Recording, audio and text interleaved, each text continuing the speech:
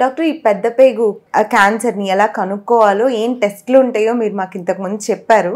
అయితే ట్రీట్మెంట్ ఏ విధంగా ఉంటుంది? సో ఈ కోలోరెక్టల్ క్యాన్సర్కి ముందు చెప్పినట్టు రైట్ కోలానా, లెఫ్ట్ కోలానా, లేకపోతే రెక్టమా, అది ఏ లొకేషన్లో ఉందో దాన్ని బట్టి ట్రీట్మెంట్ అనేది ఇస్తాం.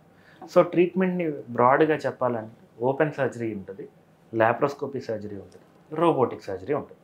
ఓపెన్ సర్జరీ అంటే ఇప్పుడు ఫర్ ఎగ్జాంపుల్ నేను రైట్ సైడ్ ఉన్న పెద్ద పేగుకి క్యాన్సర్ వచ్చిందంటే ఆ రైట్ కోలాన్ అనేది తీసేస్తాను. తీసేసి చిన్న పేగుని పెద్ద పేగుని జాయిన్ చేస్తాను. ఇదే పని నేను ఓపెన్ సర్జరీ అంటే పెద్ద కోత పెట్టి అక్కడ దాకా వెళ్ళి దాన్ని తీసేస్తాను. లేదు అంటే ఇప్పుడున్న మినిమల్ యాక్సెస్ కరెంట్ స్టాండర్డ్స్లో మేము మినిమల్ యాక్సెస్ అంటే లాప్రోస్కోపిక్ సర్జరీ అంటే ఏంటి, ఒక 3 or 4 హోల్స్ వేసి ఆ హోల్స్ ద్వారా కెమెరాని ఇన్స్ట్రుమెంట్స్ని పంపించి ఆ టార్గెట్ ఆర్గాన్ని తీసేస్తాం. సో సైడ్ ఉంటే రైట్ కోలాన్ తీసేస్తాం, లెఫ్ట్ కోలాన్ సైడ్ ఉంటే లెఫ్ట్ కోలాన్ తీసేస్తాం. మీరు కెమెరా పెట్టి చూసిన వెంటనే తీసేయచ్చు, చూసి ఆపరేషన్ తీసి ఆ భాగాన్ని బయటికి తీసేస్తాం.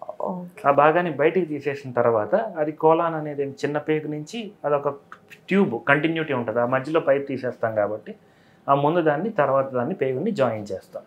అదే రెక్టల్ క్యాన్సర్స్కి వస్తే ఇవి కొంచెం ఛాలెంజింగ్ క్యాన్సర్స్. రెక్టల్ క్యాన్సర్స్ అంటే ఏంటి, ఆ లాస్ట్ భాగంలో ఉండే రెక్టల్ క్యాన్సర్స్ కొంచెం ఛాలెంజింగ్గా ఉంటాయి. ఎందుకు ఛాలెంజింగ్గా ఉంటాయంటే ఈ పెద్ద పేగు రైట్ సైడ్ లెఫ్ట్ సైడ్ ఉండేవి మనకి ఇక్కడ ఉంటుంది, అబ్డామిన్లో ఉంటుంది. అదే రెక్టమ్ అనేది కింద పెల్విస్లో ఉంటుంది. సో పెల్విస్ అంటే ఏంటంటే బోని, ఇక్కడ ఉండే మన బోని పెల్విస్ అంట. సో అది బోని కన్ఫైన్స్లో ఉండడం వల్ల అక్కడ మనకున్న స్పేస్ తక్కువ, ప్లస్ కిందకు ఉంటుంది. అండ్ మోర్ ఇంపార్టెంట్ అది మోషన్ లాస్ట్ భాగంలో ఉండడం వల్ల దాంట్లో ఉండే ఛాలెంజ్ ఏంటి, లాస్ట్ డిజిటల్ రెక్టల్ క్యాన్సర్స్ అంటాం. లాస్ట్ 7 సెంటీమీటర్స్లో వచ్చే క్యాన్సర్స్ని వాటిని ట్రీట్ చేయడానికి ఇక్కడ పర్మనెంట్గా బ్యాగ్ పెట్టాల్సిన అవసరం వచ్చేది.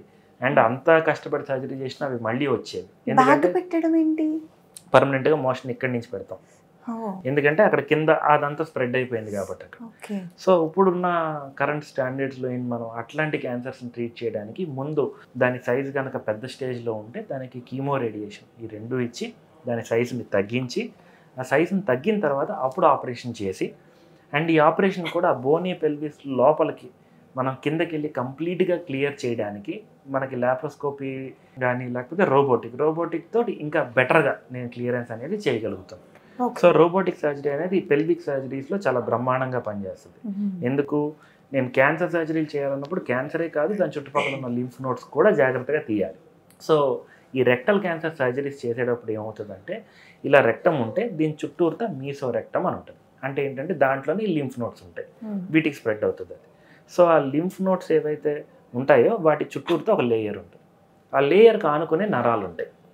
సో నేను ఈ లేయర్ని తీసేయాలి, నరాలను డ్యామేజ్ చేయకూడదు.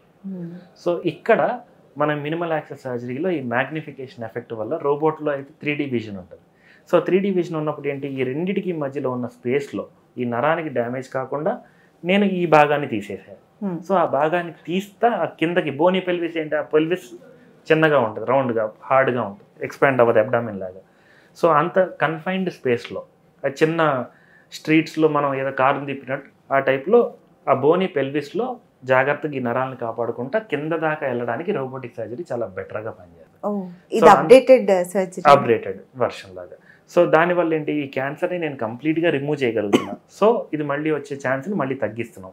రెండు ఈ నరాలని కాపాడుతుంది. ఈ నరాలను కాపాడడం వల్ల అడ్వాంటేజ్ ఏంటి, వాళ్ళకి బవల్ ఫంక్షన్ కానీ బ్లాడర్ ఫంక్షన్ కానీ సెక్షువల్ ఫంక్షన్స్ కానీ చాలా వరకు బెటర్గా ఉంటాయి.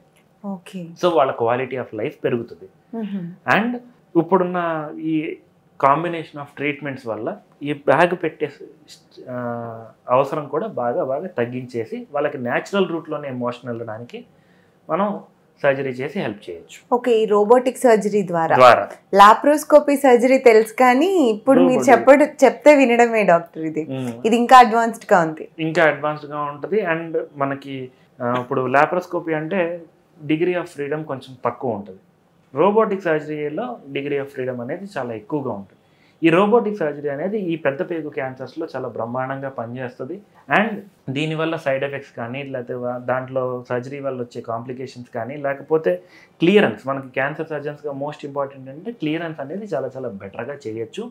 పెల్విస్లో ఇంకా బాగా పనిచేస్తుంది. సూపర్.